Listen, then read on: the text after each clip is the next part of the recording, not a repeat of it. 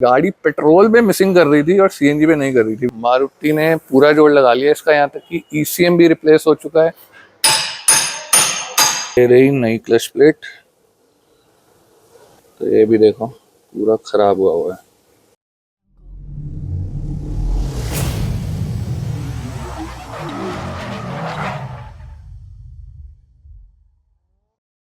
What's up guys, welcome back to the channel, welcome back to another vlog or another video you can say। तो today we have a Maruti Celerio। तो ये company fitted CNG गाड़ी है Celerio, जिसमें company fitted CNG आती है।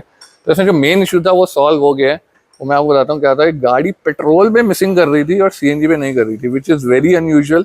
Usually CNG पे missing करती है और पेट्रोल पे नहीं करती, बट इसमें उल्टा हो रहा था। और गाड़ी ये चली हुई है लगभग 1,25,000 किलोमीटर। ठीक है, तो मेन इश्यू जो है वो हमने ढूंढ के सॉल्व कर लिया। पहले मैं सोचा इसकी वीडियो नहीं बनाऊंगा, बट अब और भी काम हो रहा है तो मैं सोचा एक व्लॉग बना लेते हैं इसका भी।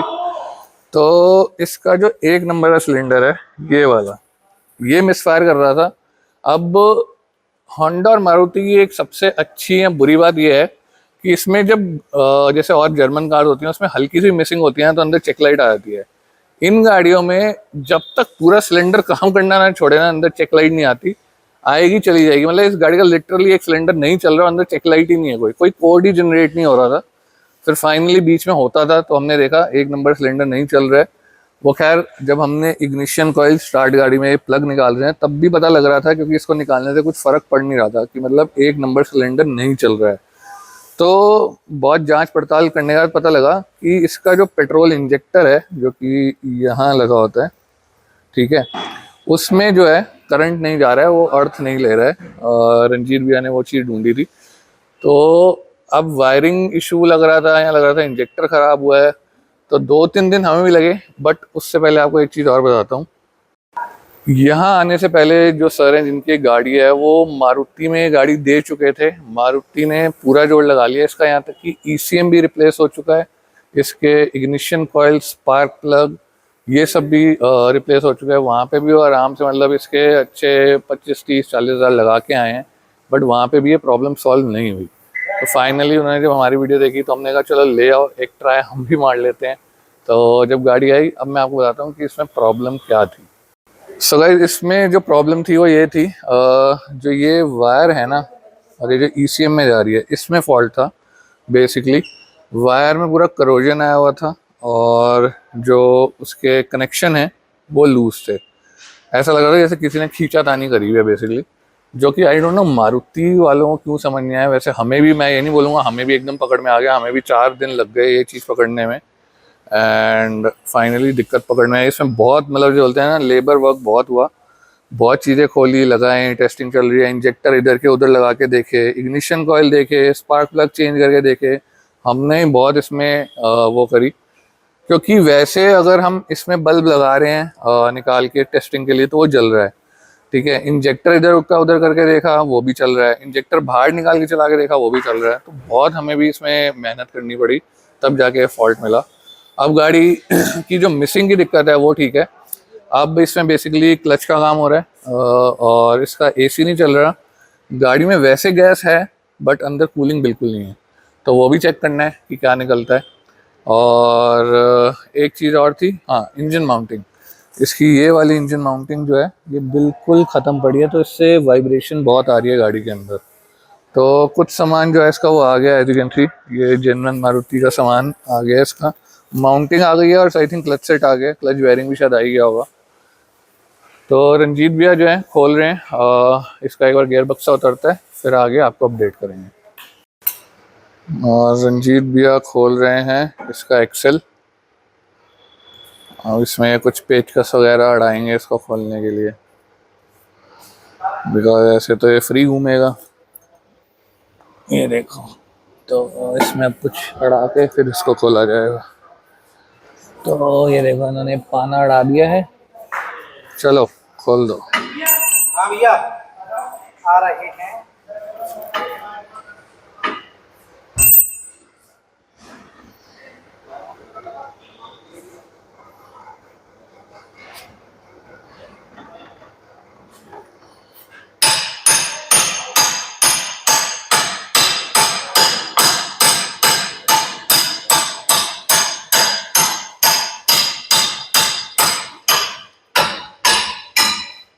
बहुत ही भयंकर फंसा है तो। आ गया आ गया आ गया आ गया।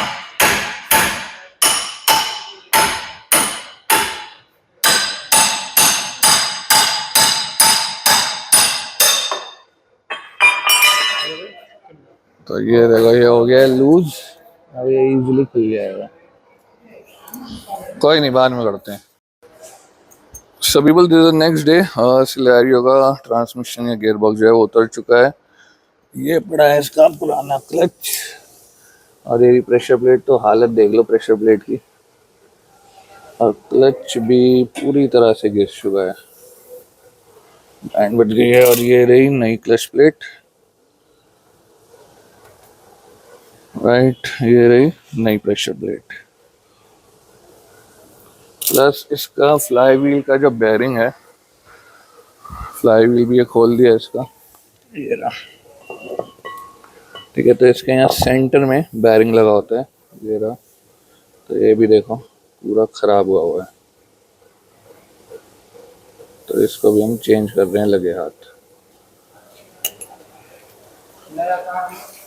ये रहा नया बेयरिंग। तो ये भी MGP का जेन्युइन। एंड सर्विस का सामान भी आ गया, सर ने बोला कि सर्विस भी कर दो, सर्विस का भी सामान आ गया। तो इसको लगाते हैं।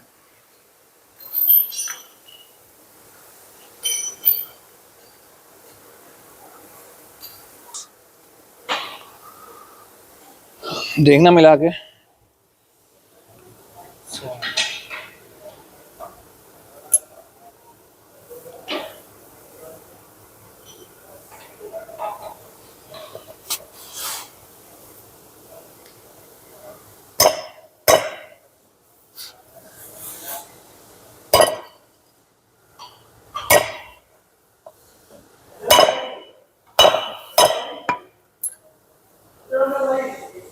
तो लग गया नया bearing.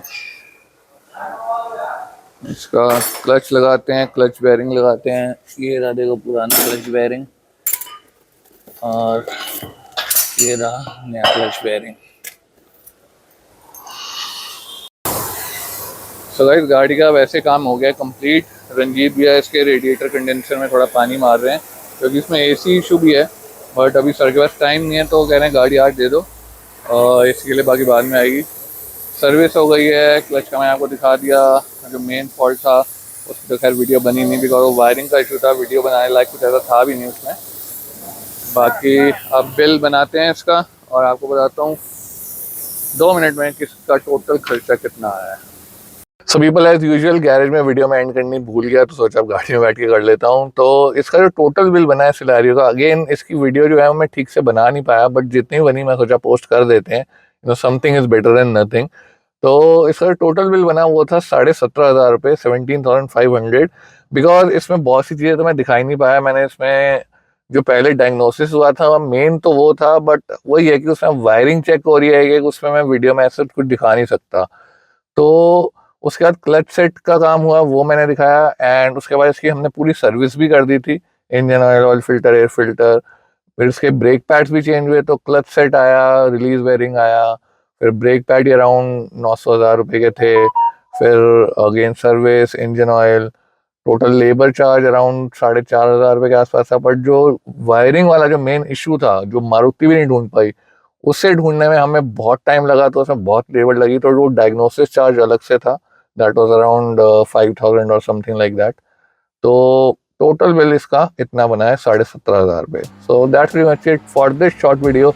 I will catch in the next one. Till then take care, peace out. Come on, get that money.